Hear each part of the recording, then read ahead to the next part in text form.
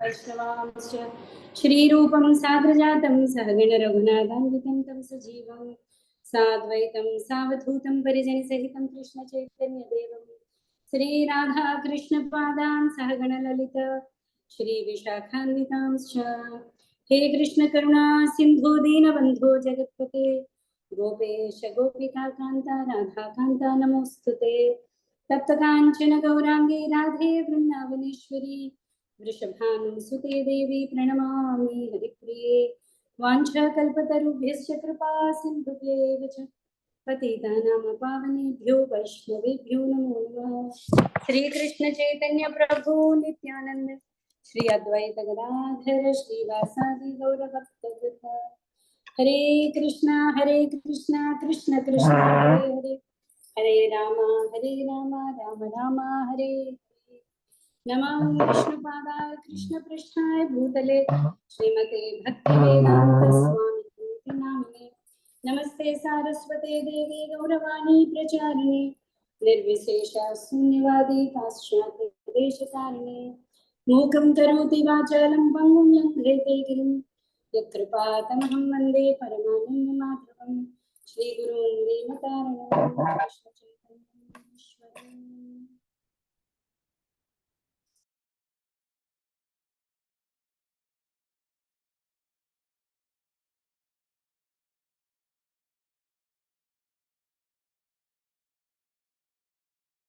वासुदेवाय ओम नमो भगवते वासुदेवाय नारायणं नमस्कृत्य नरं चैव नरोत्तमं देवीं सरस्वतीं व्यासं ततो जयमुदीरयेत् नष्टप्रायेषु भद्रेषु नित्यं भागवत सेवया भगवत्युत्तमश्लोके भक्तिर्भवति नैष्ठिके कृष्णाय वासुदेवाय देवकी नन्दनाय नन्दगोपकुमाराय गोविन्दाय नमो नमः।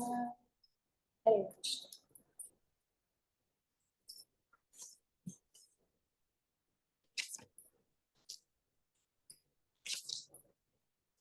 హరే కృష్ణమ్మ.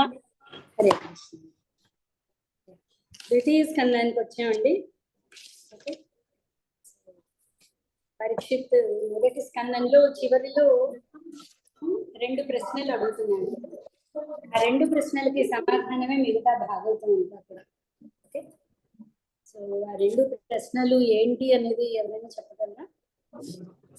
2 ప్రశ్నలు అడుగుతున్నాను పరీక్షిత్ సుఖ మహర్షి కలుసుకోవడానికి కావలసిన అరేంజ్మెంట్ సమావేశం అంతా కూడా మనం మొదటి స్కందంలో చూసాం కదా. సో పరీక్షిత్ ఆమరణ నిరాహార అంటే మరణించేంత వరకు కూడా నిరాహార దీక్షని స్వీకరించాడు. సో అంత మహద్భక్తుడు. ఈ భౌతిక జగత్తుని విడవడం అనేది కూడా చాలా గొప్ప మహత్తరమైనది. అలాగే సుఖయోగేంద్రుడి యొక్క సాంగత్యం పరీక్షిత్కి లభించింది. సో సుఖ మహర్షి భాగవతం చెప్పబోతున్నారని ముల్లోకాల నుంచి కూడా అందరూ అక్కడికి వచ్చారు. నారదుడు, వ్యాసుడు, వశిష్ఠుడు, విశ్వామిత్రుడు సమస్త ఋషులు అక్కడ సమావేశం అయ్యారు. సో నిన్న చాప్టర్లో పరీక్షిత్ చెప్తున్నారు, అంటే నాది ఎంతో మహద్భాగ్యం. ఎందుకు ఎక్కడా కూడా మీరు ఆవు పాలు పితికినంతసేపు కూడా ఉండదు. అలాంటిది అలా ఇంకొకటి ఏంటి అంటే సన్యాసులు, యోగినులు వీళ్ళు అసలు రాజుల్ని కలవడానికి ఎవరు ఇష్టపడరు. అని నా భాగ్యం కొద్దీ, అంటే పాండవులు భక్తులు కాబట్టి కృష్ణుడు కనికరంతో నన్ను కూడా బంధువు కింద స్వీకరించి నాకు మీ సాంగత్యాన్ని అనుగ్రహించాడు. అక్కడ వ్యాసాసనంలో సుఖమహర్షి కూర్చున్న తర్వాత పరీక్షిత్ నమస్కరించి అతన్ని 2 ప్రశ్నలు అడుగుతున్నాడు. ఏంటంటే 2 ప్రశ్నలు మనకి ఆన్సర్ అర్థం అవ్వాలంటే ముందు క్వశ్చన్ కూడా అర్థం అవ్వాలి. ఏంటంటే 2 క్వశ్చన్స్ ఏంటి? అందరికీ సహజ ధర్మం ఏమిటి? మృత్యు ఆసన్నమైనప్పుడు ఆచరించాల్సిన ధర్మం ఏమిటి అంటారు. సో ప్రతి ఒక్కడు సహజంగా ఎప్పుడైనా సరే ఆచరించాల్సిన ధర్మం ఏంటి? స్పెషల్లీ మృత్యు ఆసన్నమైనప్పుడు, అంటే how to live and how to leave. ఎలా జీవించాలి, ఎలా శరీరాన్ని వదిలిపెట్టాలి. ఈ రెండు కూడా చేయాలి కదా. శరీరాన్ని స్వీకరించిన తర్వాత శరీర ధర్మం అనేది ఏదైనా సరే ఆ జీవనం కొనసాగించడం. కానీ ఆ ధర్మం ఏంటి? ప్రత్యేకించి మృత్యువాసన్నమైన వాడి యాక్చువల్గా చూస్తే ఈ రెండు ప్రశ్నలకి ఒక 10-11 శ్లోకాల్లో అయిపోతుంది ఆన్సర్. కానీ అంత సింపుల్ గా మనం యాక్సెప్ట్ చేయట్లేదు కదా. ఓకే, సో బ్రహ్మదేవుడికి భగవంతుడు 4 శ్లోకాల్లో చెప్పేశాడు భాగవత సారాంశం. మనకి 18,000 శ్లోకాలు వచ్చాయి, దానికి భాష్యాలు వచ్చాయి, అయినా కూడా మనం సింపుల్ కాదు. సో మనకి సింపుల్ విషయం కానీ మనకి అది గ్రహించుకోలేకపోతుంది. సో మిగతా స్కందాలన్నీ కూడా వాటి యొక్క ఎక్స్ప్లెనేషన్ అన్నమాట. ఓకే, సో మొదలు పెడదామండి. ద్వితీయ స్కందం. శ్రీ శుక ఉవాచ. శ్రీ సుఖదేవ గోస్వామి పలికిన, ఓ రాజా, సమస్త జనులకు పరమ హితకరమైనందున నీ ప్రశ్న మహిమాన్వితమై ఉన్నది. ఈ ప్రశ్నకు గల సమాధానమే అతి ముఖ్య శ్రవణ విషయమై ఉండి సర్వ ఆత్మవిధులచే ఆమోదించబడినది. అనేక సార్లు మనం అనుకున్నాం మానవ జన్మ యొక్క సార్థకత ఎప్పుడు అంటే విచారణ జరిగినప్పుడు. ఏ విచారణ? పొద్దున్న లేస్తున్న ఇవాళ న్యూస్ ఏంటి అన్న విచారణ కాదు. విచారణ అంటే నేను అసలు ఇక్కడికి ఎందుకు వచ్చాను, తర్వాత నా గతి ఏంటి, నా ప్రయాణం ఏంటి, నేను చేయాల్సిన ధర్మం ఏంటి. మనం ఎగ్జాంపుల్ చెప్తున్నాం. ఇప్పుడు అమెరికాలో డ్రైవింగ్ వేరే వైపు ఉండొచ్చు, మనం అక్కడికి వెళ్ళి మనకి తోచినట్టుగా ఇండియన్ రూల్స్ ప్రకారం మనం అక్కడ డ్రైవ్ చేసాం అనుకోండి, పట్టుకుంటారు, ఫైన్ ఇస్తారు. ఓకే, లేదండి నాకు తెలీదు అంటే ఒప్పుకో. తెలియకపోవడం, రూల్స్ తెలియకపోవడం అనేది ఎక్స్క్యూజ్ కాదు కదా. ఇప్పుడు అమెరికాలో వెళ్తున్నాం, అక్కడ డ్రైవ్ చేస్తున్నాము అంటే అక్కడ రూల్స్ తెలుసుకోవాలి, అది ధర్మం. అలాగే మానవ జన్మ, ఒక ధర్మం, ఒక వర్ణం, ఒక ఆశ్రమం, ఇవన్నీ స్వీకరించినప్పుడు తెలియదు అనడానికి లేదు, మన ధర్మాన్ని తెలుసుకోవాలి. ధర్మం ఏంటే తెలుసుకుని ధర్మ విచారణ చేసినప్పుడే మానవ జన్మ యొక్క పర్పస్ సాల్వ్ అయింది. అయితే ఆ విచారణలో కంక్లూజన్ అనేది ప్రతి ఒక్కరికి అవసరం కదా.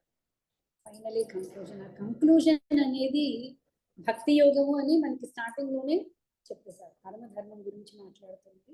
ఓకే, మిగతా ధర్మాలు, అన్ని ధర్మాలు పక్కన పెట్టి భగవద్గీత స్టార్ట్ ఎండింగ్ ఏంటి? సర్వధర్మాన్ని పరిత్యజ్య మామేకం శరణం. భాగవతం స్టార్టింగ్ ఏంటి? ధర్మ ప్రోజ్యత కైతవోత్తర వరము. కైతవ ధర్మాన్ని పక్కన పెట్టి పరమధర్మం. సో పరమధర్మం భక్తి అని మనకి అర్థమైంది. అయితే ఇక్కడ అనేక మంది ఋషులు అక్కడ సమావేశమై ఉన్నారు కదా. అందులో నేను చెప్పుకున్నట్టు మనం అనేక మంది కర్మ సిద్ధాంతం వాళ్ళు ఉండొచ్చు, కర్మకాండ వాళ్ళు ఉండొచ్చు, జ్ఞానులు ఉండొచ్చు, ధ్యాన యోగం వాళ్ళు ఉండొచ్చు.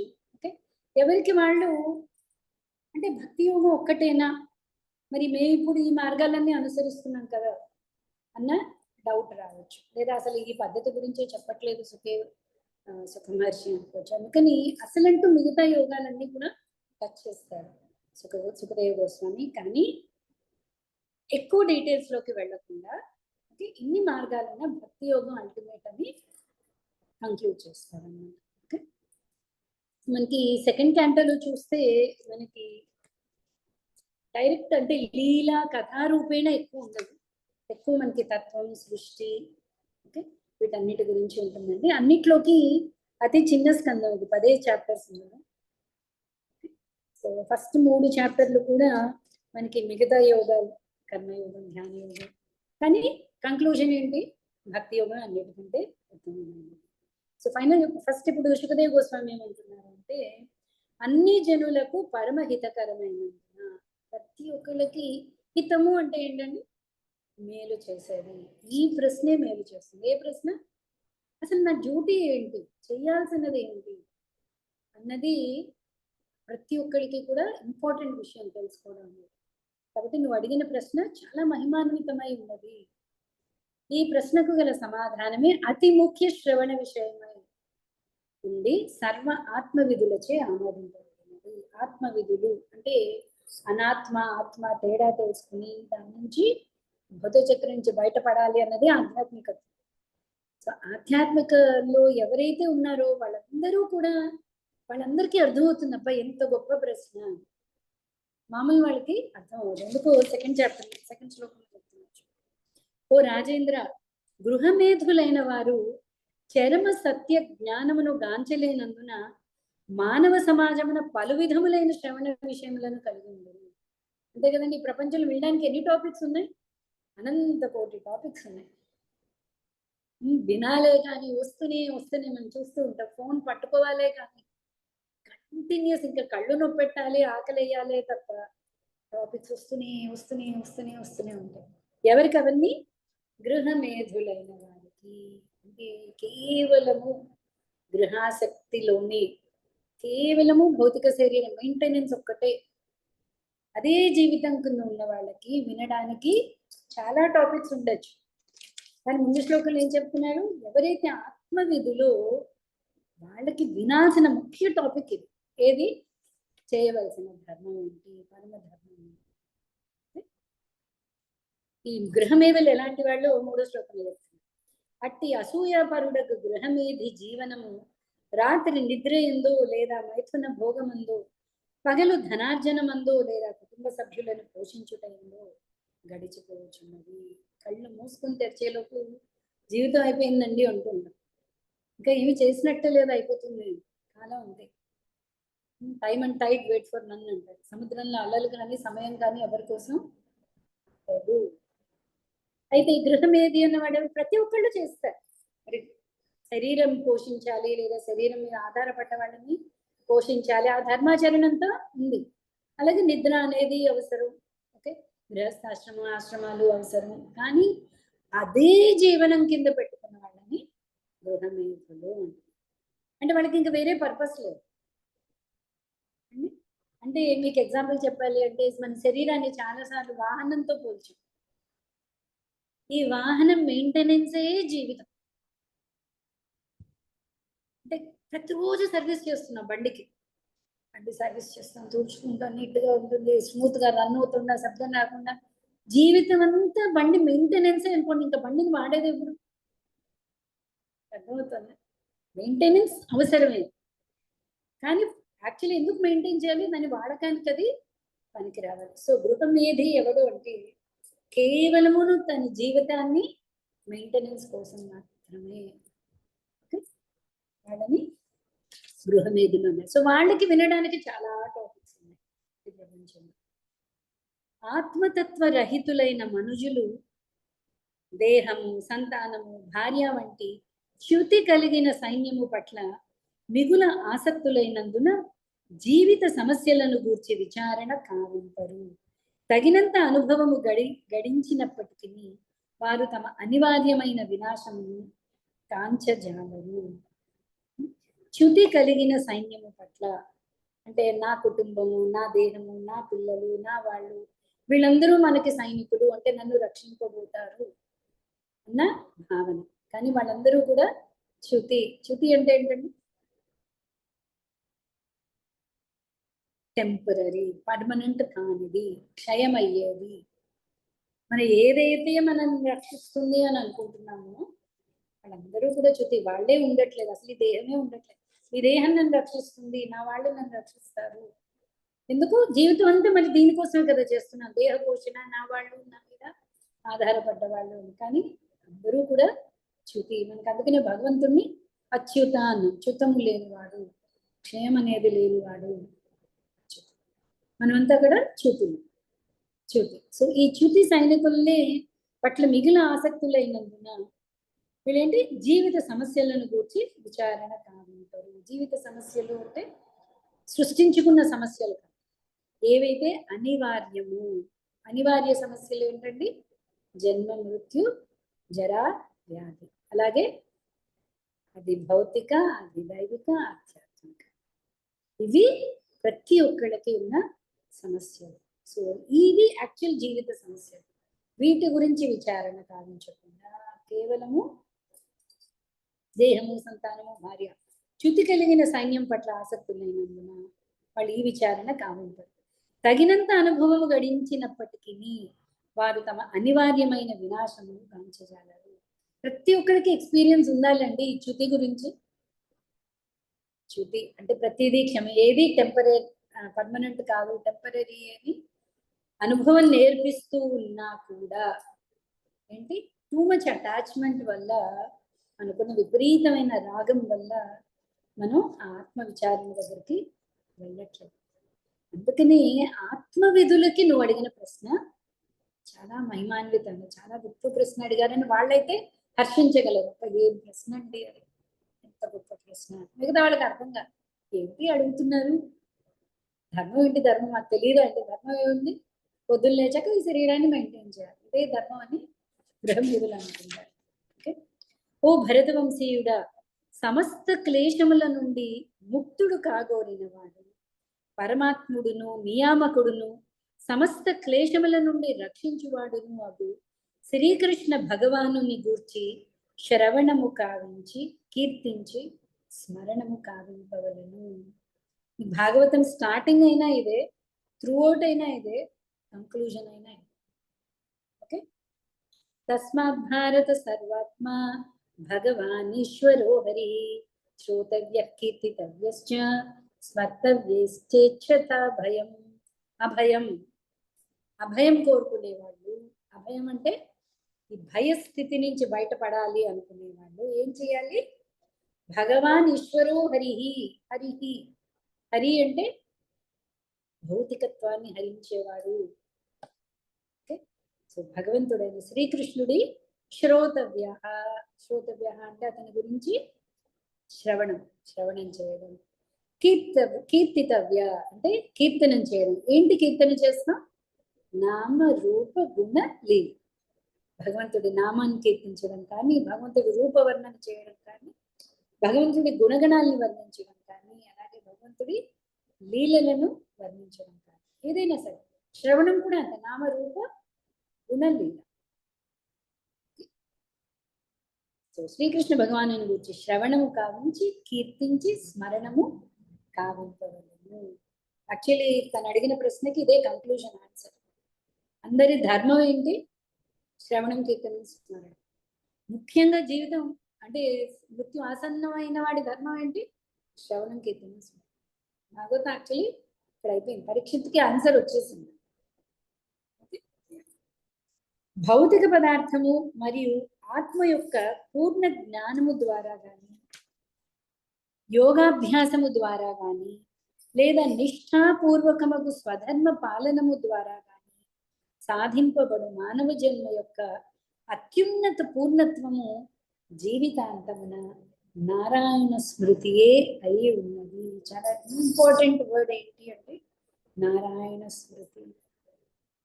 జీవితం అంతా ఏ రకంగా ఏ స్మృతిలో అయితే ఉంటామో ఖచ్చితంగా జీవిత అంతకాలంలో అదే స్మృతి. సో జీవన ధర్మం మనం అంటే మన అన్ని పనులు అవసరం, కానీ అన్ని పనులు మనం ఎలా చూసుకోవాలి అంటే మనకి నారాయణ స్మృతి వైపుకి అది తీసుకెళ్ళగలగాలి. అంటే అందుకని టూ మచ్ అంటే అతి ఉత్సాహం ఉండాలి, కానీ ఉత్సాహం అయిపోకూడదు. విపరీతమైన ఉత్సాహంతో 2 షిఫ్ట్లు 3 షిఫ్ట్లు చేసేవాళ్ళు ఉన్నారు. ఎందుకంటే విపరీతమైన ధనార్జన. మన జీవన శైలి మనం ఎలా పెట్టుకోవాలి అంటే, ఓకే ఇది నా శరీర ధర్మపాలన కోసం, నా విద్యుత్ ధర్మపాలన కోసం, ఇది ఆధ్యాత్మిక జీవనం కోసం. యాక్చువల్లీ ఫస్ట్ ఆధ్యాత్మిక జీవనం ముందు సెట్ చేసుకుని, ఓకే దానికి తగ్గట్టుగా మిగతా ధర్మాలను మనం ప్లాన్ చేసుకోవాలి. లేకపోతే ఏమవుతుంది, శ్రమయే వాహి కేవలం, మొత్తం కూడా శ్రమ అయిపోతుంది. ఒక వర్ణం యొక్క ధర్మం కానీ, ఆశ్రమం ధర్మం కానీ, మన వృత్తిరీత్యా ధర్మం కానీ, ప్రతిదీ కూడా స్టార్టింగ్ ఏంటి ఉండాలంటే ఆధ్యాత్మిక జీవనం ఉండాలి. దానికి తగ్గట్టుగా మనం ఇప్పుడు చూడండి, మన భౌతిక ప్రపంచంలో కూడా ఫస్ట్ మన కుటుంబం, ఈ కుటుంబం నేను బాధ్యత స్వీకరించడానికి తగ్గ ఉద్యోగం నేను వెతుక్కోవాలి, అంతే కదా. సో నా ధర్మపాలన నేను ఎలా వెతుక్కుంటాను అంటే, నా అవసరాలు అది తీర్చేలేగా, లేదా నా మీద ఆధారపడ్డ వాళ్ళ అవసరాలు తీర్చే విధంగా నేను నా వృత్తిని నేను ఎన్నుకుంటాను, అంతే కదా, అది ధర్మం. సో అలాగే దానికంటే ముందేంటి ఆధ్యాత్మిక ప్రగతి సాధించాలి, లేదా భగవంతుడి స్మరణ కీర్తన శ్రవణం కుదిరేలాగా మనం జీవన శైలిని ఎన్నుకోవాలి. అసలు మనం ధర్మం ఎన్నుకోవడమే అలా ఎన్నుకోవాలి. వృత్తి ధర్మం చెప్తున్నాను. శరీర ధర్మం ఇవన్నీ మనకి ఆల్రెడీ మనకున్న కోరిక ప్రకారం, ప్రకృతి శాంక్షన్ ప్రకారం, భగవంతుడి శాంక్షన్ ప్రకారం మనం ఒక సిచ్యువేషన్ లో ఉంచబడ్డాం. ఆ ధర్మం ఇప్పుడు మార్చడం. ఇప్పుడు నేను స్త్రీ ధర్మాన్ని మార్చడం అవ్వదు. సో నేను ఆల్రెడీ స్త్రీ శరీరం నాకు వచ్చాక స్త్రీ ధర్మాన్ని నేను మార్చడం అవ్వదు. సో ఈ ధర్మాలన్నీ కృష్ణుడు ఏం చెప్పాడు? స్వధర్మే నిధనం శ్రేయ పరధర్మో భయావహ. స్వధర్మం తప్పుగా అయినా సరే ఆ ధర్మానికి తగ్గట్టుగా నువ్వు పనులు చేసుకుంటుంది. సో మనం చేసుకునే వృత్తి ధర్మం ఎలా ఉండాలి అంటే ఆధ్యాత్మిక జీవనానికి అది తోడ్పడాలి.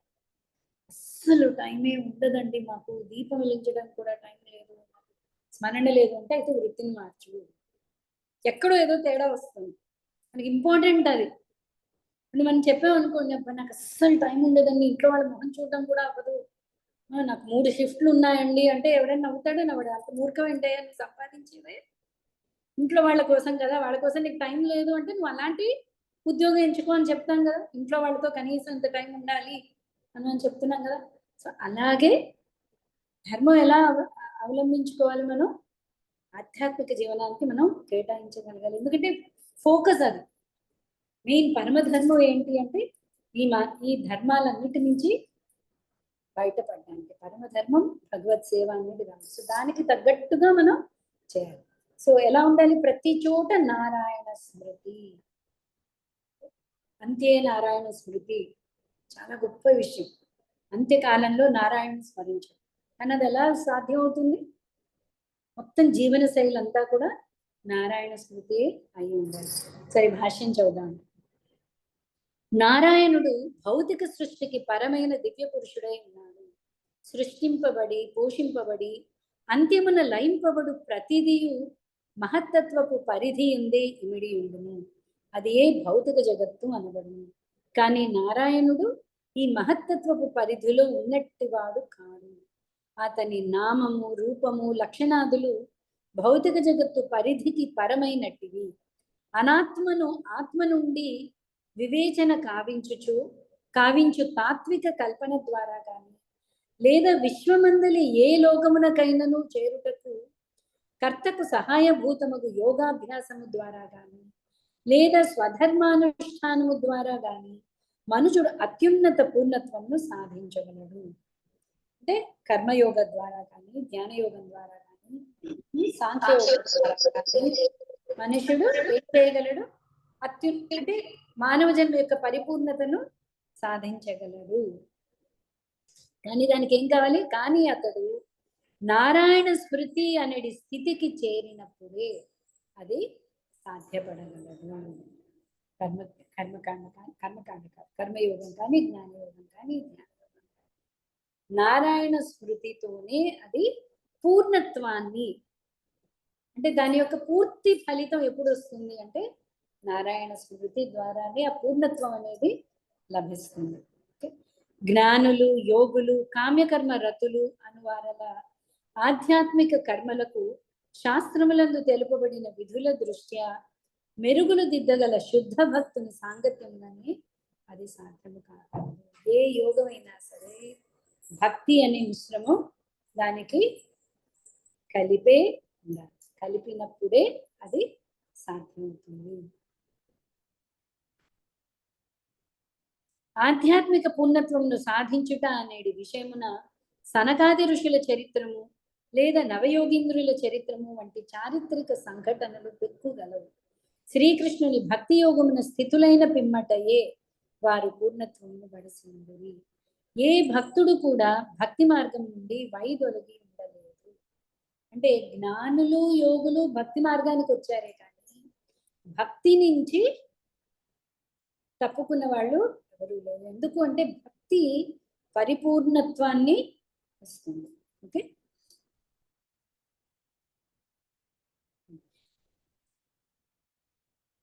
ప్రతి ఒక్కరూ తమ కర్మ యందు పూర్ణత్వమును బడేవలనని ఆతురతను కలిగి ఉంది. అట్టే పూర్ణత్వము నారాయణ స్మృతియే అని ఇచ్చట సూచింపబడినది. కనుక దాని కొరకే ప్రతి ఒక్కరూ తమ శాయశక్తులా యత్నించవలను. అనగా జీవితమునందలి ప్రతి అడుగులో తాను నారాయణ స్మృతిని వృద్ధిపరుచుకొనినట్లుగా మనుజుడు జీవితము మలుచుకొనవలసి ఉన్నది. ఓకే? ప్రతి ఒక్కడు జీవన శైలిని ఎవరికి వాళ్ళు మలుచుకున్నదే, ఎవరికి వాళ్ళు ప్లాన్ చేసుకున్నదే కదా.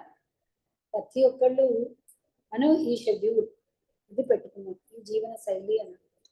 సో జీవన శైలి ఎలా ఉండాలి అంటే నిరంతరము నారాయణ స్మృతి ఉండాలి. ఎందుకంటే నారాయణ స్మృతి ఉంటేనే మనం చేసే ఏ పనైనా కూడా సంపూర్ణత్వాన్ని పొందగలదు. దానికి ఎగ్జాంపుల్ ఇక్కడ ఏం చెప్పారు, సనక సనందాదులు. ఇక్కడ సుఖ మహర్షి తన ఎగ్జాంపుల్ కూడా చెప్తున్నారు. తను కూడా యాక్చువల్లీ జ్ఞాని, తన గురించి చెప్తున్నాను.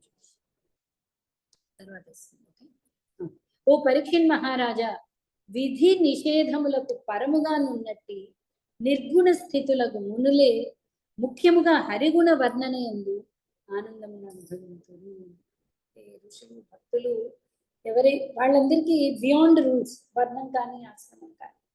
అంటే అలాగే జ్ఞానం, మునులు అంటే ఇక్కడ జ్ఞానులు కూడా హరిగుణ వర్ణనకి ఆకర్షితులై ఉంటారు. మనం ఆత్మారామ శ్లోకం చూసాం కదండి ఫస్ట్ క్యాంటోలో. ఆత్మారాముల్ని కూడా ఆకర్షణ చేయగలరు ఏది, హరిగుణాను వర్ణన. అది శ్రవణం కానీ, కీర్తనం కానీ, స్మరణం కానీ. ఓకే, భగవంతుడు కృష్ణుడు ఏంటి అంటే, ఆత్మారాముడు అంటే ఏంటి, పూర్తిగా ఆత్మతత్వం నందు ఆనందించేవాడిని కూడా. యాక్చువల్లీ పూర్తిగా ఆనందంగా ఉన్నవాడికి కావాల్సింది ఏమీ లేదు కదా. సో వాడిని ఏది కూడా ఇంకా నాకు ఇది కావాలి అని అనిపించదు. ఒక్క భక్తి మాత్రమే ఆత్మారాముని కూడా ఆకర్షిస్తుంది. ఓకే, ద్వాపర యుగాంతమున సర్వవేద సమమైన ఈ శ్రీమద్ భాగవత మహాపురాణము నా తండ్రి అయిన శ్రీల ద్వైపాయన వ్యాసదేవుని నుండి నేను అధ్యయనము చేసి ఉంటుంది. సో సుఖదేవ గోస్వామి తన ఎగ్జాంపుల్ ఇస్తుంది. నేను ద్వాపర యుగాంతమున, ఓకే, సర్వవేద సమమైన శ్రీమద్ భాగవత మహాపురాణము మనం ఇదివరకు చెప్పుకున్న సుఖదేవ గోస్వామి కూడా ఆత్మారాముడు, తనలో తన ఆనందంగా ఉన్న జ్ఞాని అతడు. తను ఎప్పుడైతే భగవంతుడి యొక్క కీర్తన విన్నాడో ఆకర్షితుడై మళ్ళీ ఇంటికి తిరిగి వెళ్ళి తన తండ్రి అయిన వ్యాస భగవానుడి దగ్గర భాగవతాన్ని నేర్చుకున్నాడు. ప్రభుపాద వారు ఇక్కడ మంచి ఎగ్జాంపుల్ ఇస్తారు. మెడికల్ కాలేజ్ బుక్స్ మనకు అన్ని షాపుల్లో దొరుకుతాయి. ఈ షాప్లో దొరికింది కదా అని ఆ పుస్తకం తెచ్చేసుకుని నేను చదివేస్తే డాక్టర్ అయిపోయింది. అంత ఈజీ కాదు. ఎన్ని ఎగ్జామ్స్ ఉన్నాయి, ఎన్ని కాలేజెస్ ఉన్నాయి, ప్రొఫెసర్లు ఉన్నారు, నేర్చుకునే వాళ్ళు ఉన్నారు. అలాగే ఆధ్యాత్మిక విద్య కూడా గురువు ముఖంగానే అది నేర్చుకుంటుంది. చూడండి సుఖదేవ గోస్వామి జ్ఞాని, ఓకే, కానీ వచ్చి వ్యాసదేవుడి దగ్గర తను భాగవతాన్ని నేర్చుకున్నాడు. ఒకసారి భాష్యం చదువుదాండి. విధి నిషేధములకు పరుడైనట్టు అత్యుత్తమ ఆధ్యాత్మికవాది శ్రీకృష్ణ భగవానుని గూర్చిన శ్రవణ కీర్తన కార్యముని ముఖ్యముగా చేపట్టిందని శ్రీల సుఖదేవ గోస్వామి పలికిన విషయము అతని స్వీయ ఉపమానము ద్వారా పరిశీలింపబడుచున్నది. ముక్త పురుషుడును అత్యుత్తమ ఆధ్యాత్మికవాదిను అయినందున సుఖదేవ గోస్వామి పరీక్షణ్ మహారాజు యొక్క చివరి 7 దినముల సభయందు ఉపస్థితులైనట్టి సమస్త మునులచే అంగీకరింపబడింది. శ్రీకృష్ణ భగవానుని దివ్య కర్మలచే తాను ఆకర్షితుడనైతిననియు పిదప ఘనుడకు తన తండ్రి అయిన శ్రీ ద్వైపాయన వ్యాసదేవుని ద్వారా శ్రీమద్ భాగవతమును అధ్యయనము చేసిననియు తన జీవితమునే అతడు ఉదహరించుచున్నాడు. సో తన ఎగ్జాంపుల్ స్వయంగా చెప్తున్నాను. నేనే ఒక ఎగ్జాంపుల్. దేనికి?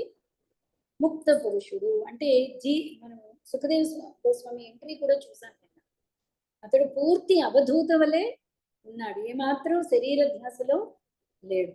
అంటే ముక్త జీవుడు, శరీర ధ్యాసలో లేనివాడు ముక్త జీవుడు.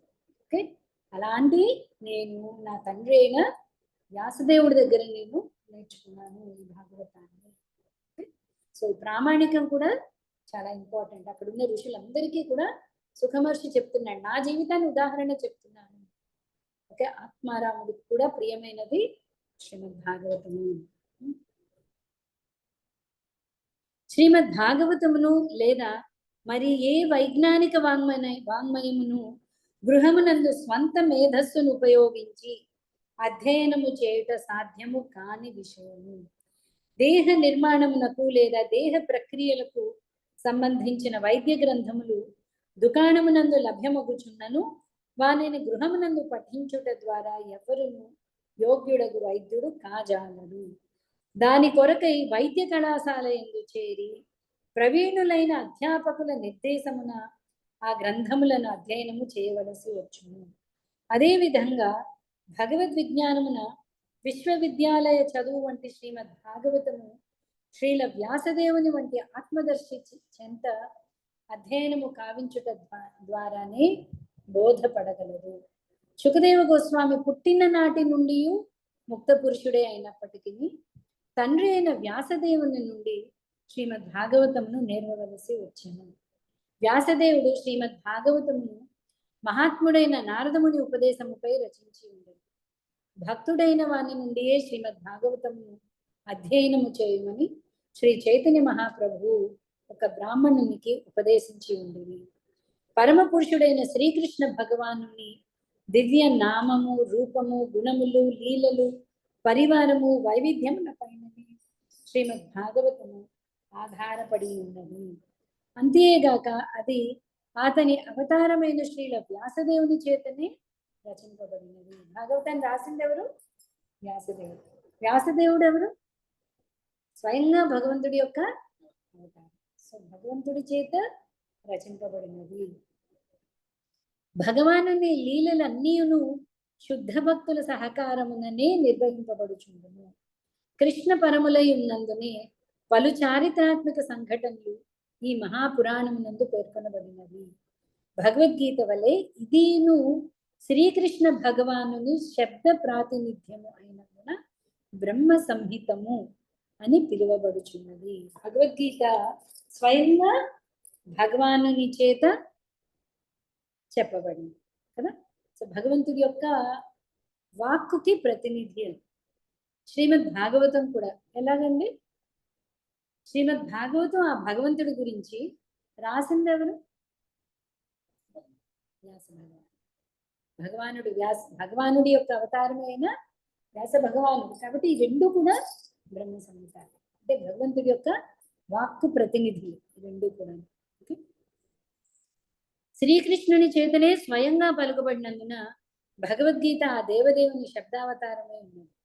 శ్రీకృష్ణుని అవతారము చే రచింపబడిన శ్రీకృష్ణుని కర్మల వివరణమైనందున శ్రీమద్ భాగవతము శ్రీకృష్ణ భగవానుని శబ్ద ప్రాతినిధ్యమై ఉంది. ఇప్పుడు అర్థమైందా? భగవద్గీత భగవంతుడి చేత చెప్పబడింది, భాగవతం భగవంతుడి చేత రాయబడింది. సో రెండూ కూడా భగవంతుడి యొక్క శబ్దావతారాలు. శ్రీమద్ భాగవతం యొక్క ఆది ఎందే తెలుపబడినట్లు ఇది వేద వృక్షపు సారమును బ్రహ్మసూత్రములకు సహజ భాష్యమును అయి ఉన్నది అని చెప్తున్నాను. బ్రహ్మసూత్రాలు అంటే ఏంటండి? ఎవరికైనా తెలుసా బ్రహ్మసూత్రాలు అంటే? భాగవతాన్ని బ్రహ్మసూత్రాలకి భాష్యం అన్నారు. మనకి ఆధ్యాత్మిక సంపదానంగానే ముందు వచ్చేది 4 వేదాలు కదా. ఆ వేదాల యొక్క అంతిమ భాగం అంటే కంక్లూజన్ ఉపనిషత్తుల్లో పొందుపరిచాడు వ్యాసదేవుడు. ఉపనిషత్తుల సారం భగవద్గీత. ఈ ఉపనిషత్ అంటే దీన్ని వేదాంతము, వేదాల యొక్క అంతం అంటే కంక్లూజన్. ఈ ఉపనిషత్తుల వేదాంత సూత్రాలనే బ్రహ్మసూత్రాలు అన్నారు. బ్రహ్మసూత్రాలు అని వ్యాసదేవుడు రాశాడు. అంటే conclusions of all the Vedas and Upanishads. వేదాల యొక్క ఉపనిషత్తుల యొక్క సారాన్ని బ్రహ్మసూత్రాల కింద రాశాడు. ఓకే. శంకర్ భగవత్పాదులు కూడా బ్రహ్మసూత్రాలకి భాష్యం రాశాడు.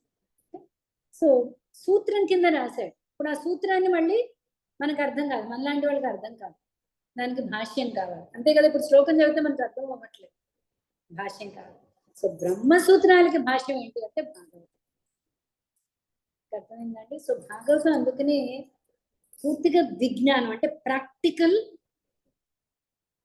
అంటే మనం ఆచరించదగ్గ విధంగా మనకి సులభంగా అర్థమయ్యే రీతిలో చారిత్రాత్మక సంఘటనలో భక్తుల గురించి, జ్ఞానుల గురించి, ఎవరైతే ఈ భక్తి యొక్క సారాన్ని గ్రహించి అది అల్టిమేట్ అని ఎవరైతే రియలైజ్ అయ్యారో వాళ్ళందరి గురించి కూడా మనకి భాగవతంలో ముఖ్యంగా భగవంతుడి యొక్క రూపగుణ లీల వర్ణన, ఓకే, దానిలోనే తరించిన భగవద్భక్తి, వీటన్నిటి గురించే శ్రీమద్ భాగవతం. ఇక్కడ యాక్చువల్లీ ఈ శ్లోకంలో ద్వాపర ఆదౌ అని వస్తుంది. ద్వాపర దానికి ఎక్స్ప్లెనేషన్ ఇక్కడ ఇస్తున్నాడు. అంటే ఆదౌ అంటే మన స్టార్టింగ్ కదా అంటాం. ద్వాపర యుగం స్టార్టింగ్ లో రాలేదు. భాగవతం ఎప్పుడు వచ్చింది? కలియుగం స్టార్టింగ్ లో కదా. అంటే ద్వాపర యుగం ఎండింగ్ లో వచ్చింది. సో ప్రభుపాద గారు అక్కడ ఎక్స్ప్లెయిన్ చేస్తున్నారు ఎందుకు ఆదౌ అని వచ్చింది అంటే, ఇప్పుడు ఒక చెట్టుకి ఫస్ట్ పై భాగం కనిపిస్తుంది. దాని మూలం కింద రూట్స్ అయినా కూడా, వేర్లు అయినా కూడా ముందు పై భాగము అనగానే మనం యాక్చువల్లీ పైన ఆకులు అవి అంట. ఆ రకంగా అది ఆదౌ అన్నారే కానీ ద్వాపర యుగం చివరిలో, కలియుగం స్టార్టింగ్ లో ఈ భాగవతాన్ని సుఖదేవ గోస్వామి తన తండ్రి అయిన వ్యాసుడి దగ్గర నేర్చుకున్నాడు. ఓ రాజర్షి, నేను నిశ్చయముగా నిర్గుణ స్థితి యందు పూర్ణముగా స్థితుడను అయినప్పటికీ ఉత్తమ శ్లోకుడైన శ్రీకృష్ణుని లీలా వర్ణనముచే ఆకర్షితుడమైంది చెప్తున్నాడు. తన ఎగ్జాంపుల్ ఇస్తున్నాడు కదా. ఎందుకు అక్కడ తన ఎగ్జాంపుల్ ఇస్తున్నాడు? అక్కడ అనేక మంది ఋషులు ఉన్నారు. జ్ఞానయోగులు ఉన్నారు, ధ్యానయోగులు ఉన్నారు, కర్మయోగులు ఉన్నారు. అన్నిట్లోకి బ్రహ్మంలో పరబ్రహ్మంలో లీనమవ్వడము అన్నది జ్ఞాన మార్గం. అది అన్నిటికంటే అక్కడ పైన ఉన్నది.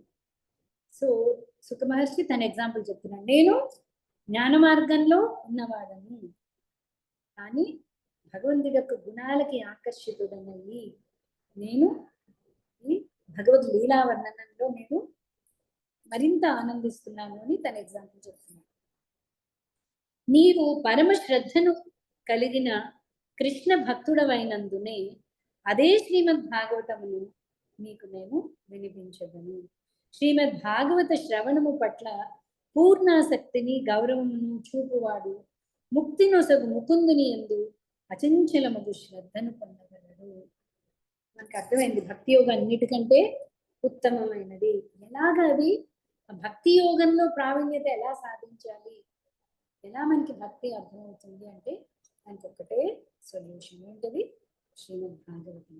ఎప్పుడైతే శ్రీమద్ భాగవతాన్ని మనం శ్రవణం పట్ల పూర్ణ ఆసక్తి అండ్ స్పెషల్లీ భగవంతుడి కథాశ్రవణం టైం పాస్ కోసం కాకుండా అంటే పూర్ణ ఆసక్తితో తెలుసుకోవాలి, వినాలి, ఒక రతితో, ఒక ప్రేమతో ఎప్పుడైతే మనం ఈ భగవత్ కథాశ్రవణం చేస్తున్నామో అప్పుడు భగవంతుడి మీద పూర్తి శ్రద్ధని పొందగలము.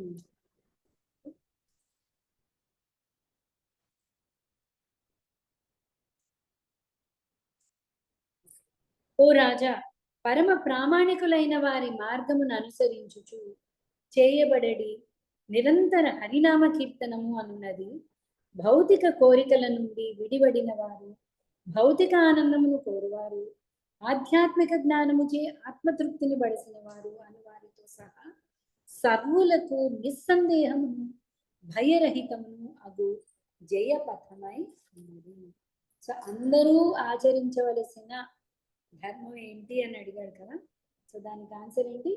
భౌతిక కోరికలు లేని వాళ్ళైనా సరే, భౌతిక ఆనందాన్ని కోరుకునే వాళ్ళైనా సరే, ఆధ్యాత్మిక జ్ఞానముచే తృప్తి చెందిన వాళ్ళైనా సరే, ఇంకా ఆధ్యాత్మిక ఆనందాన్ని కోరుకుంటున్న వాళ్ళైనా సరే, అందరికీ కూడా నిస్సందేహం అంటే విదౌట్ డౌట్, నిస్సందేహంతో భయరహితము. ముందు చదివాం కదా, ముందు చెప్పాడు శ్లోకంలో ఎవరైతే అభయత్వాన్ని కోరుకుంటున్నారో, భగవంతుడు ఎప్పుడైనా భయం వేస్తే భగవంతుడి యొక్క అభయహస్తం చూడండి అని. భగవంతుడి యొక్క అభయహస్తం ఉంటుంది చూసారా అండి, అంటే నేనున్నాను అని చెప్తున్నాడు భగవంతుడు. అది భయాన్ని పోగొడుతుంది. సో ఆ అభయత్వంకి జయపథమై ఉన్నది ఏంటి? శ్రీమద్ భాగవతము. ప్రపంచమునందు 12వ శ్లోకం అండి. ప్రపంచమునందు అనుభవరహితముగా సంవత్సరముల తరబడి వృధా కావింపబడిన సుదీర్ఘ జీవనము యొక్క విలువ ఏమున్నది? నిజ శ్రేయస్సు అన్వేషణలో మనుజునికి ఆరంభము కలిగించున్నదైనందున పూర్ణ చైతన్యపు ఒక్క క్షణమైనను పరమ ఉత్తమమైనది. ఎంత కాలం జీవించాము అన్నది కాదండి. ఎన్నో జీవరాశులు ఉన్నాయి, అనేక సంవత్సరాలు జీవించి ఉంటాయి. ఒక్క క్షణమైనా చాలు. ఎలా క్వాలిటీ, ఎలా ఆ జీవనాన్ని సాగించామన్నది అన్నిటికంటే ఇంపార్టెంట్. నిజ శ్రేయస్ అన్వేషణలో మనోజునికి ఆరంభము కలిగించున్నదైనందున పూర్ణ చైతన్యపు ఒక్క క్షణమైనను పరమ ఉత్తమమైనది. మనం చెప్పుకున్న ఎగ్జాంపుల్ శంకరాచార్యులు వారు ఎన్ని సంవత్సరాలు ఉన్నారండి? 32 సంవత్సరాలు ఉన్నారు. చైతన్య మహాప్రభు 48 సంవత్సరాలు ఉన్నారు. అని ఎలా ఉన్నారు? యాక్చువల్గా చూస్తే చాలా చిన్న వయసులో వాళ్ళు అంటే ఈ భౌతిక జగత్తును విడిచిపెట్టారు. కానీ ఎలా జీవనం వాళ్ళు గడిపారు అన్నది చాలా ఇంపార్టెంట్. రాజర్షి ఖట్వాంగుడు తన జీవితము ఇక ముహూర్త కాలము మాత్రమే ఉన్నదని తెలుసుకున్న పిదప శీఘ్రమే సర్వ భౌతిక కర్మల నుండి ముక్తుడై పరమ రక్షణమైనటువంటి హరి ఆశ్రయము పొందను. ఇక్కడ ఖట్వాంగుని యొక్క ఎగ్జాంపుల్ ఇస్తున్నాడు అనమాట. ఖట్వాంగ మహారాజు మనం చాలాసార్లు చెప్పుకున్నాం. ఎవరండి? అతడు దేవతలకి యుద్ధంలో సహాయం చేసినవాడు.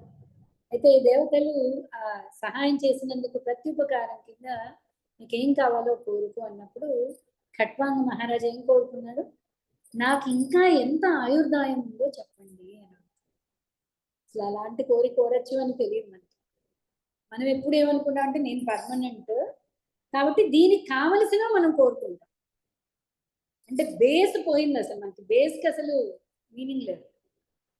సో నాకు ఇది కావాలి, ఇది కావాలి, ఇది కావాలి అనుకుంటాం. సో అతను ఎంత తెలివిగా అడిగాడో చూడండి. నాకు ఎంత ఆయుర్దాయం ఉందో అది మాత్రం చెప్పండి చాలు.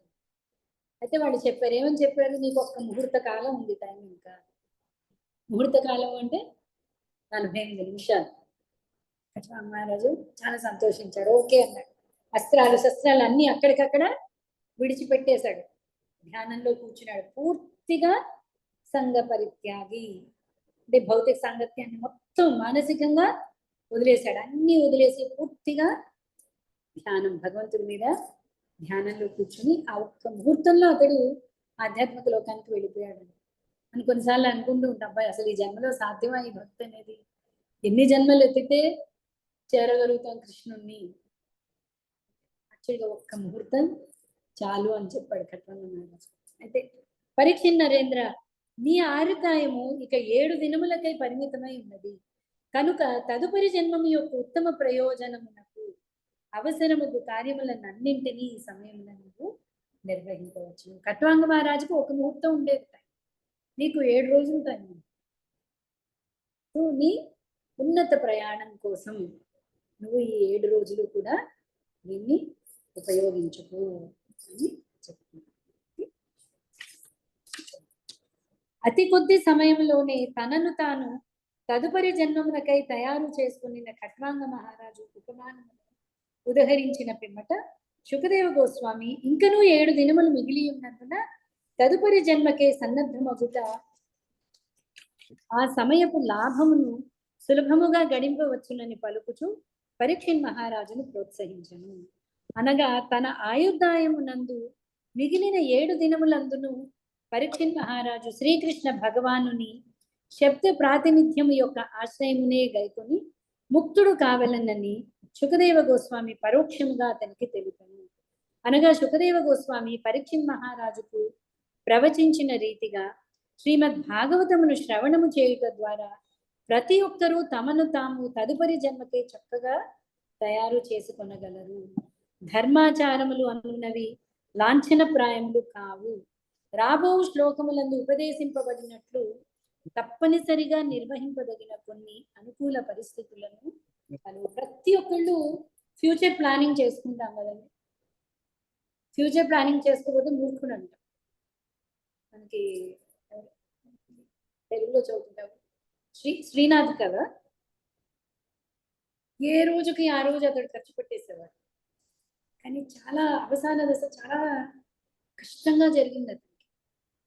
అంటే ఎప్పుడు ఒక ఫ్యూచర్ అనేది ప్లాన్ చేసుకోవాలి అనుకుంటాడు. ఎందుకు అంటే ఏ తెలివైన వాడు కూడా ఫ్యూచర్ లో ప్రాబ్లం రాకూడదు, ఫ్యూచర్ కోసం అంటే మన ప్రెసెంట్ మన వర్తమాన కాలంలో చేసే పనులన్నీ భవిష్యత్తు కోసం దాచుకుంటాం కదా, భవిష్యత్తు కూడా బాగుండాలి అని. కానీ అక్కడే భవిష్యత్తు అంటే ఈ జన్మలో భవిష్యత్తే కాకుండా ఏమండి, భవిష్యత్తు అంటే ఏంటి, ముందు జన్మ, నెక్స్ట్ పై జన్మ, నెక్స్ట్ జన్మ కోసం ప్రిపరేషన్ ఏది మనం అంత్యకాలం వరకు పెట్టుకున్నాం. ఓకే, అంత్యకాలంలో ఈ శరీరం వదిలేస్తే కుటుంబ వాళ్ళకి కావాలని ఇన్సూరెన్స్లు కూడా చేస్తున్నాం. కానీ వెళ్ళిపోయిన మన పరిస్థితి ఏంటి, మన ఈ జీవనశైలి వదిలేస్తున్నాం కదా, ఈ శరీరాన్ని వదిలేస్తున్నాం కదా, మరి దాని ప్రిపరేషన్ అంటే ఎక్కడికి వెళ్ళిపోతున్నాం, సడన్ గా మాయమైపోతున్నాం అంటే ఎక్కడికి వెళ్ళిపోతున్నది ప్రతి ఒక్కళ్ళు ఆలోచించాలి. ఎక్కడికో వెళ్తాం, దాని గురించి కూడా ఆలోచించాలి. అంటే స్పెషల్లీ క్వశ్చన్ అడిగారు కదా, మరణ ఆసన్నమైన వాడు, ఇంకా వాడు ఏం చేయాలి, సరే అయితే మరణం అంటే ఏంటి, ఈ దేహాన్ని వదిలిపెట్టడం, నెక్స్ట్ ఇంకో దేహం, మనకి చాయిస్ ఏం లేదు. ఓకే, ఆత్మ అతి సూక్ష్మం అండి, మనం తెలుసుకున్నాం కదా. కేశ అగ్రభాగాన్ని అంటే టిప్ కొనని, వెంట్రుక కొనని 100 భాగాలు చేసి అందులో ఒక భాగాన్ని మళ్ళీ 100 భాగాలు చేస్తే ఎంత సైజు అంత సైజు. సో ఈ ఆత్మకి ఏ కోరిక ఉన్నా ఏం చేయాలన్నా దానికి ఒక దేహం కావాలి. భగవంతుడి సేవ చేయాలన్నా ఆ కణవళ్ళి ఎలా సేవ చేస్తుంది, సేవ చేసుకోవడానికి ఒక ఆధ్యాత్మిక శరీరం కావాలి. ఏదైనా సరే ఆత్మ యొక్క అస్తిత్వం ఒక శరీరం కావాలి దానికి కదా. సో దానికి ప్రిపరేషన్ అనేది మనం నేర్చేసుకున్నాం. ఏంటి జీవితం ఏంటి, జీవితం అంతా ప్రిపరేషన్, మరణం అనేది ఎగ్జామ్. కానీ ఎగ్జామ్ అయ్యాక ఏంటి, ఎగ్జామ్ అనేది దేనికోసం, ఇంకా దేనికోసమో కదా ఎగ్జామ్ రాస్తున్నాం. సో దాని గురించి ఆలోచించాలి. సో సుఖదేవ్ కోసం ఏం చెప్తున్నాడంటే, ఖట్వాంగ మహారాజుకు ఒక ముహూర్తం ఉంది, నీకు 7 రోజులు ఉంది, దీన్ని నువ్వు బాగా పర్ఫెక్ట్ చేసుకో ఈ ఉన్నత ప్రయాణం కోసం. అంటే నీ దేహం వదిలేసిన తర్వాత ప్రయాణం కోసం దీన్ని అవకాశం కింద తీసుకుని దీన్ని ఉపయోగించు. జీవితమునందలి చివరి స్థితి యందు మనుజుడు మృత్యు భయము లేనంతగా ధైర్యవంతుడై ఉండవలెను.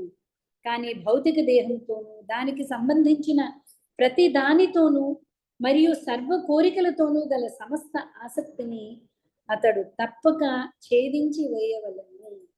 టైం వస్తే నేను అన్ని వదిలేస్తానండి, మనకి చాయిస్ ఏం లేదు, అక్కడ వదిలేసేలా మనకి జరుగుతుంది. మనం ఏమనుకున్నా అంటే అప్పుడు అన్ని వదిలేస్తాను నేను, అన్నిటి మీద ఆసక్తి వదలడం అవ్వదు. అంత్యకాలేచ యమ్యం వాపి స్మరణ భావం త్యజత్యంతే కళేవరం. ఎవరైతే కళేవరాన్ని వదిలేటప్పుడు ఏ ఏ భావంలో విడిచిపడతారో ఆ భావాన్నే వాడు ఆశ్రయిస్తాడు. ఓకే, సో ఇది ఒక పెద్ద జర్నీ అండి, పెద్ద ప్రయాణం. ఈ ప్రయాణం అనంతం, సాగుతూనే సాగుతూనే సాగుతూనే. మనుజుడు గృహమును వీడి ఆత్మ సంయమనమును అభ్యసించవలను. తీర్థస్థానమునందు నిత్యము స్నానమాడుచు పవిత్రమునర్చబడిన ఏకాంత స్థానమున ఆసీనుడు కావలను. సో మనం ఇది కూడా ముందు డిస్కస్ చేసాం. కలియుగంలో ఎక్కడికో కూడా వెళ్ళక్కర్లేదు, ప్రతి ఒక్కడు తమ పరిస్థితులను బట్టి అయితే భౌతికత్వాన్ని నుంచి విడవడడానికి మనం మన మెడిటేషన్ అనేది జరగాలి.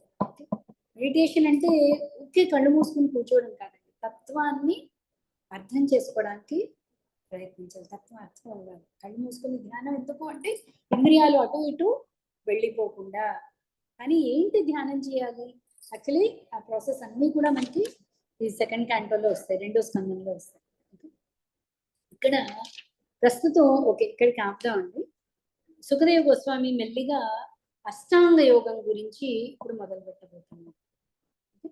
అష్టాంగ యోగంలో మనకి అనేక స్టెప్స్ ఉన్నాయండి. యమ, నియమ, ఆసన, ప్రాణాయామ, ప్రత్యాహార, ధారణ, ధ్యాన, సమాధి. ఇవన్నీ ఏంటి, ఇది మనం కొంచెం డీటెయిల్గా ఇక్కడ సెకండ్ చాప్టర్ థర్డ్ చాప్టర్ వరకు కూడా సుఖదేవ గోస్వామి చెప్పి తర్వాత భక్తి ఉన్నతమైనది అని అక్కడ కంక్లూడ్ చేస్తారు. ఈ ధ్యాన యోగంలో కూడా స్టెప్స్ ఉన్నాయండి. అంటే ప్రాథమికంగా నియోఫైట్ అంటే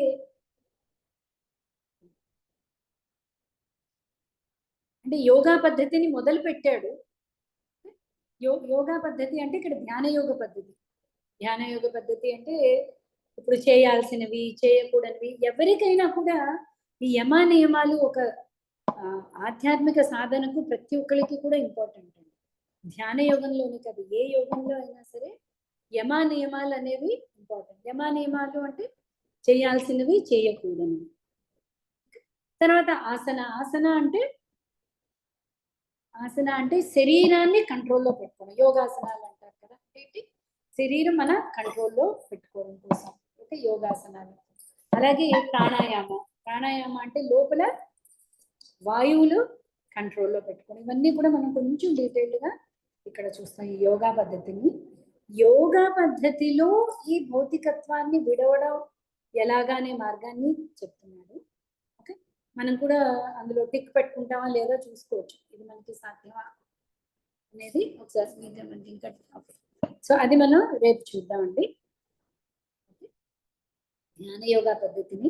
ధ్యాన యోగంలో కనిష్టం అంటే స్టార్టింగ్ లో ఉన్న యోగి పద్ధతి ఏంటి, అతడు ధ్యానం చేయవలసింది దేని మీద, అలాగే యోగంలో ఉత్తమ స్థాయికి చేరిన వాడు దేని మీద ధ్యానం చేయాలి, ధ్యానం చేసి భౌతికత్వం నుంచి ఎలా ఆధ్యాత్మిక జగత్తుకు వెళ్ళాలి అనేది నెక్స్ట్ చాప్టర్. ఈ చాప్టర్ లో మిగతా పార్ట్. ఇది సెకండ్ చాప్టర్ కలిపి మనకు ఆ ప్రాసెస్ పూర్తవుతుంది.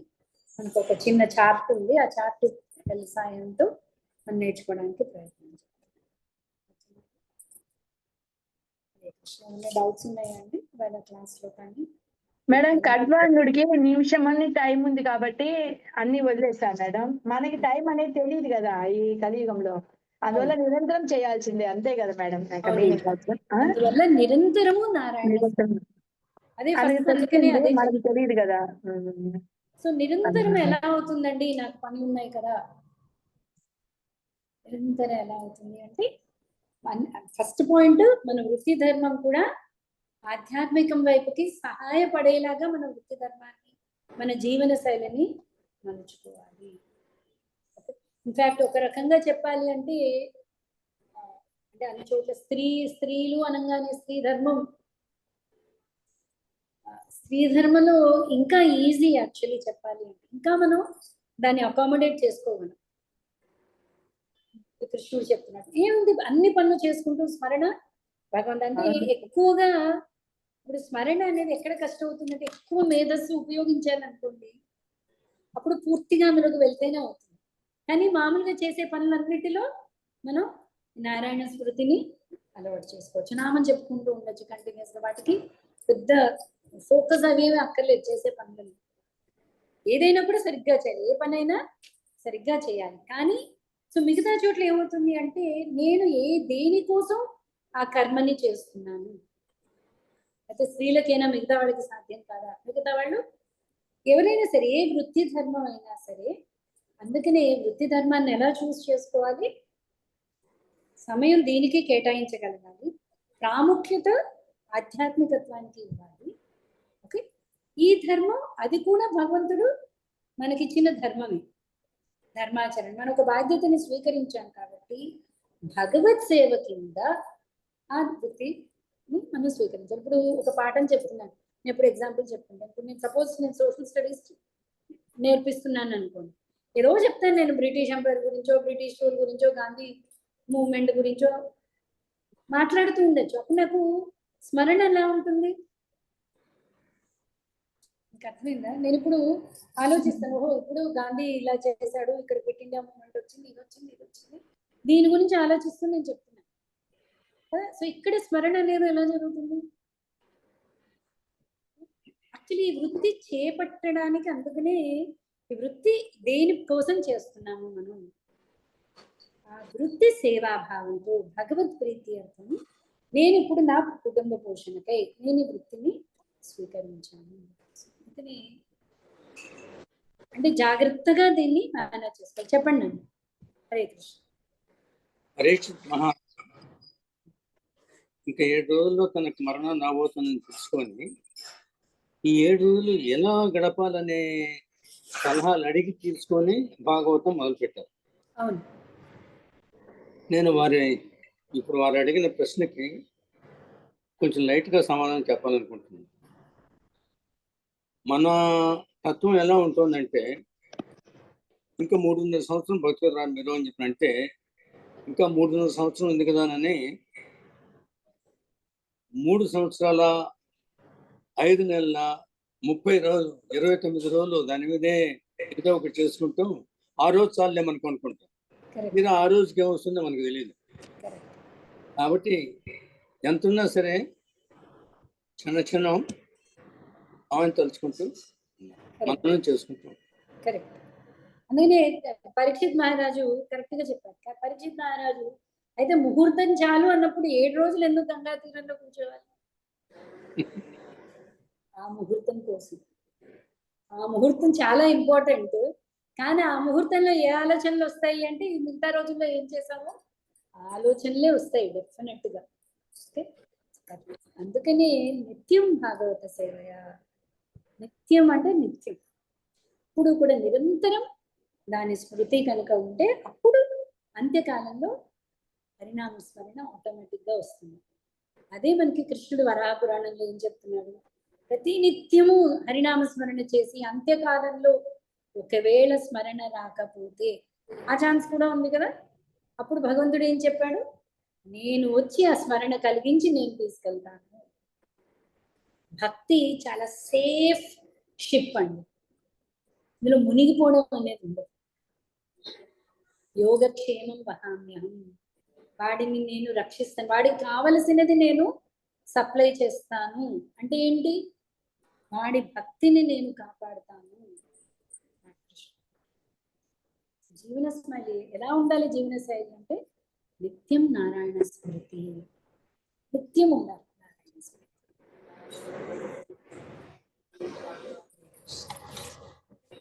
మేడం ప్రేయర్ అయినాక రికార్డ్ కట్ చేసినాక మాట్లాడాలి మేడం. నిన్న చెప్తున్నారు, మేము వినలేదు, వినాలనుకుంటా, తెలుసుకోవాలనుకుంటున్నాను. అందుకనే